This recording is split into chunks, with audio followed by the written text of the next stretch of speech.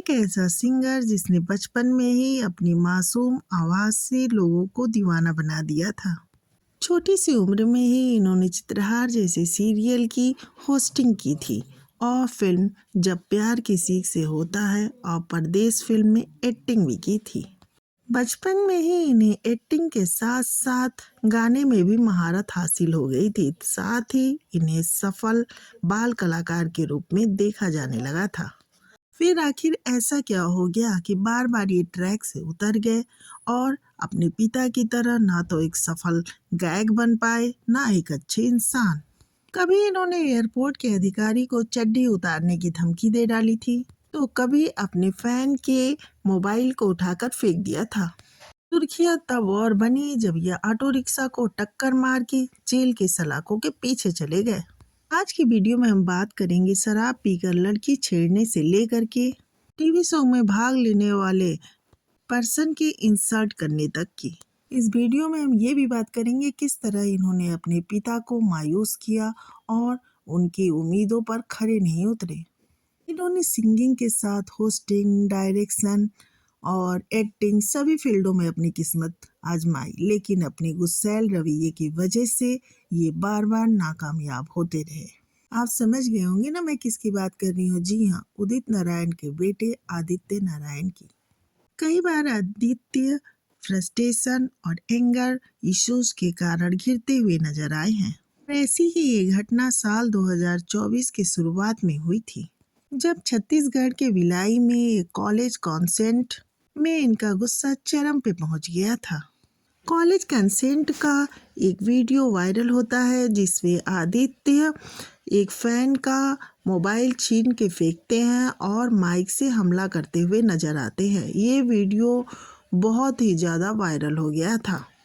बाद में शो के ऑर्गेनाइजर ने आके माफ़ी भी मांगी थी। जब ये बात बहुत ज़्यादा तूल पकड़ने लगी थी तब शो के ऑर्गेनाइजर ने कहा कि जब आदित्य परफॉर्म कर रहे थे तो कुछ लोग इनका पैर खींच रहे थे और जब ये बार बार ऐसे करने लगे तो इन्होंने गुस्से में रिएक्ट किया। एक शख्स इन्हें बार बार परेशान कर रहा था और अपने फोन से इनके पैरों पर हिट कर रहा था। इसी वजह से गुस्से में इन्होंने उसका फोन फेंक दिया।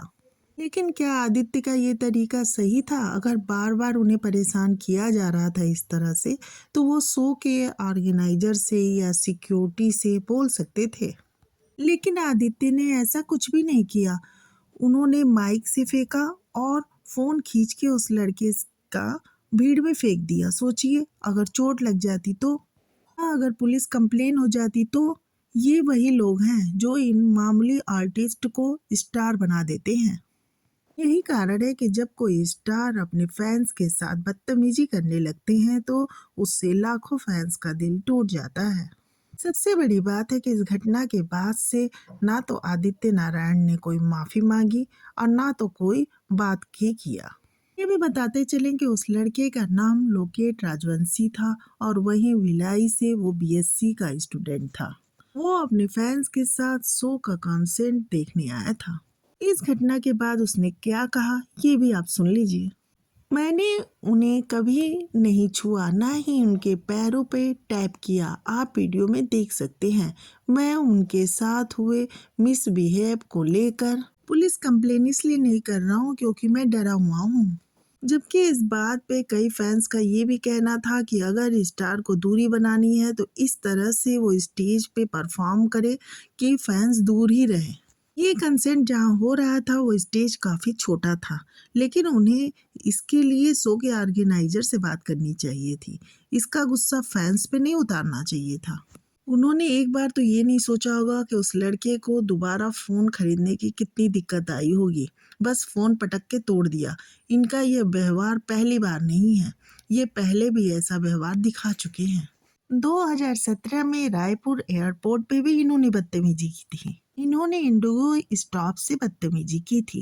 कारण था कि आदित्य के पास लगेज ज्यादा था, 40 किलो का, तो इन्हें 40 किलो के एक्स्ट्रा पैसे देने होने थे, लेकिन ये पैसे देने के बजाय बदतमीजी करने लगे। आदित्य उसे तरह तरह की धमकी भी दे रहे थे, जो कि वो स्टाफ इन्हें सर सर कह के संबोधित कर रहा था। इनके ऐसे रवैये के बाद क्या फैंस इन्हें पसंद करेगी? खैर जैसे भी हो टीम ने इन्हें समझाया और प्लेन पे बैठाया।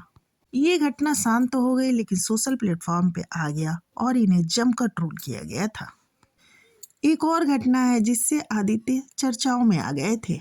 12 मार्च 2018 में अपनी मर्सिडीज बेंज से एक ऑटो रिक्शा को टक्कर मार दी थी, जिससे बरसोवा पुलिस इन्हें पकड़कर ले गई थी। जिस ऑटो में इन्होंने टक्कर मारी थी उसमें एक महिला और एक सीनियर सिटीजन को भी काफी चोट आई थी। बाद में इन्हें जमानत पे रिहा कर दिया गया था। इसी तरह इंडियन आइडल की होस्टिंग में भी इनका विवादों से नाता जुड़ा था। इन्होंने एक प्रतियोगी से ऐसे सवाल पूछ दिए थे। सवाई भट्ट से इन्होंने उसके ओरिजिन को लेकर सवाल पूछ दिए थे। इसे शिवसेना के नेता ने अपमानजनक बताया था। लोग ये कहने लगे थे इन्होंने स्थानीय लोगों का अपमान किया है। अंततः इन्होंने हाथ जोड़कर माफी मांगी थी। इनके कॉलेज के स्टूडेंट ने भी यह आरोप लगाया कि इनका व्यवहार कॉलेज में भी अच्छा नहीं था। ये कॉलेज के गार्ड के साथ भी बहुत बदतमीजी से पेश आते थे। एक बात आप लोगों ने भी गौर की होगी कि जब भी कोई सेलिब्रिटी से कोई गलती होती है तो ये अपनी गलती नहीं मानते हैं। ये कहते हैं कि नहीं, सामने वाला इन्हें पोक कर रहा था तभी इन्होंने ये गलती कर दी। और इनका गुस्सा करना जाहिर था, लेकिन क्या बार बार गुस्सा करना सही है? और बार बार ये प्रोवोक करने का बहाना करते हैं, ये कहाँ तक सही है? खैर, कुछ इनके बारे में पॉजिटिव बातें भी कर लेते हैं। 6 अगस्त 1987 को इनका वाराणसी में जन्म हुआ था। इनके पिता का नाम फेमस सिंगर उदित नारायण है और माँ का नाम दीपा नारायण है। सन 1995 में परदेश में इन्होंने छोटा सा रोल किया था जो सुभाष घई ने दिया था। साथ ही जब प्यार किसी से होता है फिल्म में वो सलमान खान के बेटे का रोल अदा करते हुए नजर आए थे। ये फिल्म बॉक्स ऑफिस पे सुपर हिट रही थी और इस फिल्म में आदित्य की एक्टिंग को खूब पसंद किया गया था। 1996 में आदित्य ने अपनी फिल्मी कैरियर का सबसे पॉपुलर गाना गाया था जिससे इन्हें पॉपुलैरिटी मिली थी। ये सॉन्ग था छोटा बच्चा जान के ना कोई आंख दिखाना रे।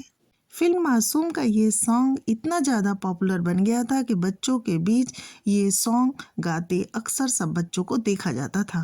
इस गाने के लिए 1997 में आदित्य को अवार्ड भी मिला। बड़े होने के बाद आदित्य ने सारेगामापा और इंडियन आइडल जैसे शो को होस्ट भी किया और यहीं से उन्हें होस्टिंग में पहचान भी मिली। साल 2010 में विक्रम भट्ट द्वारा निर्देशित सौपित में इन्होंने लीड रोल किया। विक्रम भट्ट को इनके टैलेंट पे भरोसा था, इसीलिए उन्होंने इस फिल्म के गाने भी आदित्य से ही गवाए। ये फिल्म बुरी तरह फ्लॉप हो गई और इसके बाद आदित्य को कोई भी लीड रोल की फिल्म नहीं मिली।